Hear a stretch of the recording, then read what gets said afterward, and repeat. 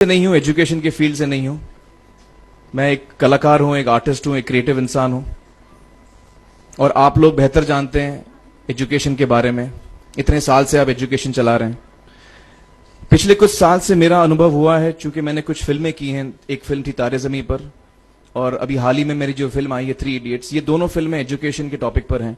तो लिहाजा मैं इस वजह से मैंने काफी रिसर्च की एजुकेशन के ऊपर, और कुछ चीजें मेरे सामने आई हैं, और वो चीजें मैं आपके सामने रखना चाह रहा हूं। आज यहाँ पेरेंट्स हैं, एजुकेटर्स हैं, टीचर्स हैं, बच्चे भी हैं।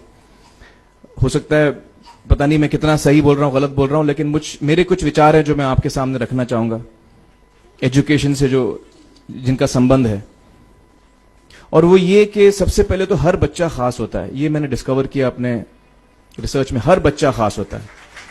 हर बच्चे में, हमारी तरह, आपकी तरह और हमारी तरह, हर बच्चे में कुछ ना कुछ काबिलियत होती है, कुछ ना कुछ कमजोरी होती है। मुझ में भी कमजोरी है, काबिलियत है। आप में भी कुछ ना कुछ काबिलियत और कमजोरी है, और हर बच्चे में कुछ ना कुछ कमजोरी और काबिलियत होती है। और हमें as parents, as elders, as education system, हमें हर बच्चे की खासियत को पहचानना है, उससे मदद करनी है। उसकी क्या खासियत है, उसका क्या दिल चाहता है, उसे किस चीज में खुशी मिलती है, वो हमें उसको हेल्प करना है कि हम उसको वो ढूंढ सके, और उसमें हमें सपोर्ट करना है। और जो उसकी कमजोरी है उसमें हमें उसको सपोर्ट करना है। मुझे अक्सर एजुकेशन इंस्टीट्यूट्स मुझे बोलते हैं कि हम हमारे स्कूल में सारे बच्चे पास होते हैं, हमारे स्कूल में सारे बच्चे फर्स्ट आते हैं, या हम जो बोर्ड एग्जाम है उसमें हमारे सारे बच्चे पास होते हैं। मुझे एक सवाल पूछना है कि हमारे कितने बच्चे खुश हैं? सबसे बड़ा सवाल मेरा ये है, how many of our children are happy? और वो जो हैप्पीनेस कोशेंट है ना, वो मेरे लिए सबसे अहम है। क्योंकि देखिए, पढ़ाई लिखाई तो हम सीख ही लेते हैं। जब मुझे कोई चीज सीखनी होती है तो मैं कुछ ना कुछ करके सीख ही लेता हूं। हमारी फिल्म 3 इडियट्स जब रिलीज होने वाली थी, रिलीज से पहले हमने कई स्क्रीनिंग्स रखे थे, टेस्ट स्क्रीनिंग जिसको हम कहते हैं, जिसमें कि हम ऑडियंस, जैसे आप लोग हैं, उनको बुलाते हैं, फिल्म दिखाते हैं, उनसे पूछते हैं कि फिल्म कैसी लगी। ऐसे एक टेस्ट स्क्रीनिंग हमने किया था। बंबई में एक फैक्ट्री में कारीगर लोग काम करते हैं, तो करीब 25-30 कारीगर आए थे उस स्क्रीनिंग में। स्क्रीनिंग के बाद उनका एक कारीगर था, उसने मुझसे एक सवाल पूछा। उसने मुझसे ये पूछा, आप लोगों ने फिल्म देखी है 3 इडियट्स? उसमें उसने मुझे एक सवाल पूछा जो बहुत कमाल का सवाल था। उसने मुझे ये सवाल पूछा कि सर, पिक्चर के अंत में हमें पता लगता है कि आप तो रणछोड़ दास थे ही नहीं, रैंचो तो थे ही नहीं आप, तो सर्टिफिकेट तो आपको मिला नहीं, वो तो जावेद जाफरी को मिल गया। तो आप इतने बड़े साइंटिस्ट कैसे बन गए? इतने बड़े पेटेंट्स, 400 पेटेंट्स, जापानी लोग आपके पीछे पड़े हैं, तो आपको सर्टिफिकेट तो मिला नहीं, तो आप इतने बड़े साइंटिस्ट कैसे बन गए? बहुत ही अहम सवाल है ये, बहुत ही इंपॉर्टेंट सवाल है। और ये जो मुद्दा है उसके हार्ट में जाता है ये, कि जब मैं एग्जाम के लिए रट के जवाब देता हूं और वो जवाब में मुझे नंबर मिलते हैं और मैं पास हो जाता हूं, तो मेरे हाथ में एक पर्चा आता है जो मुझे कहता है कि मैं पढ़ा लिखा हूं।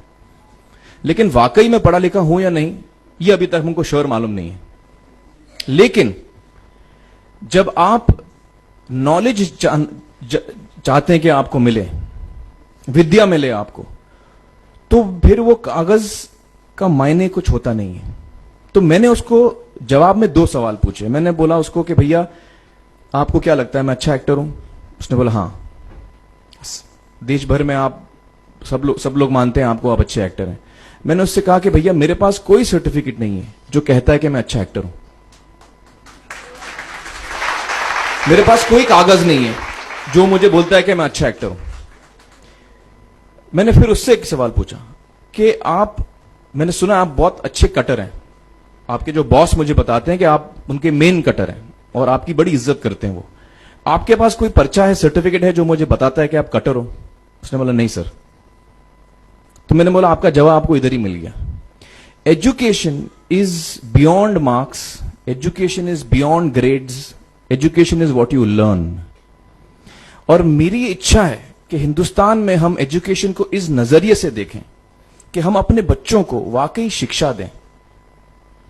और शिक्षा हम खुशी से दें, क्योंकि शिक्षा में सिर्फ ज्ञान नहीं होता, शिक्षा में एक और चीज मिली हुई होती है, वो ये है कि हम अपने बच्चों को डेवलप करते हैं as human beings.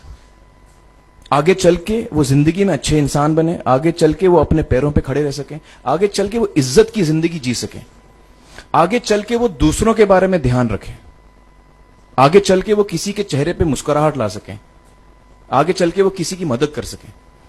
This is what we should develop of our children. ये मेरी फीलिंग है। मैं जहां भी देखता हूं, ये मेरे साथ भी हुआ है जब मैं छोटा था।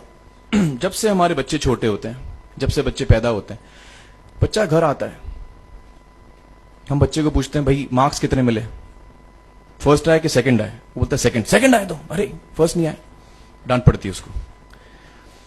जो बोलता है मैं 10th आया तो उसकी तो हालत ही बुरी हो जाती है। बच्चे को लगता है यार ये फर्स्ट आना बड़ा जरूरी है। उसको रेस में हम पूछते हैं तुम रेस में फर्स्ट आए कि सेकंड आए?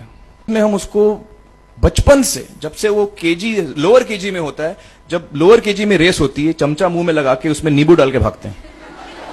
उसमें भी हम बच्चे को पूछते हैं अरे मेरा बेटा फर्स्ट आएगा, ला ओ बेटा मेरा फर्स्ट आना, मतलब पेरेंट्स चिल्ला रहे हैं बेटा भागो, मतलब नींबू लेके भागो।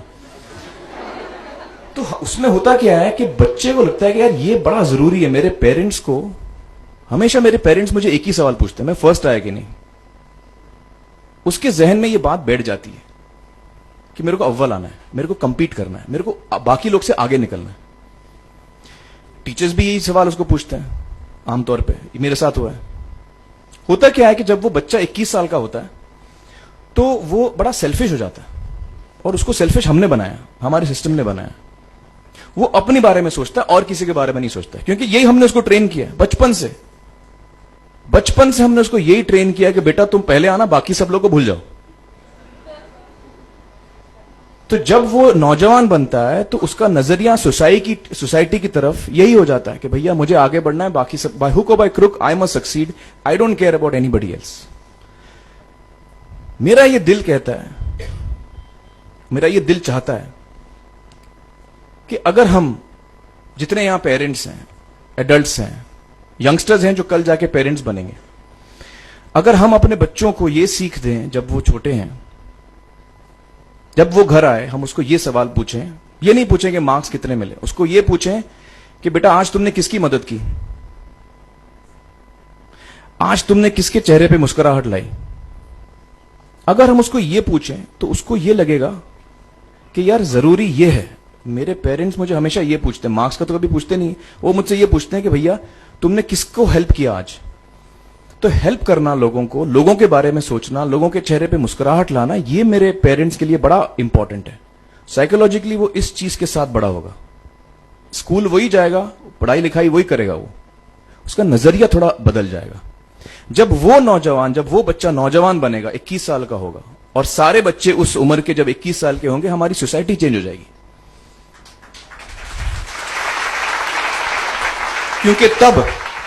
क्योंकि तब हमारी सोसाइटी में ऐसे नौजवान होंगे जो खुद के बारे में नहीं सोच रहे, दूसरों के बारे में सोच रहे हैं।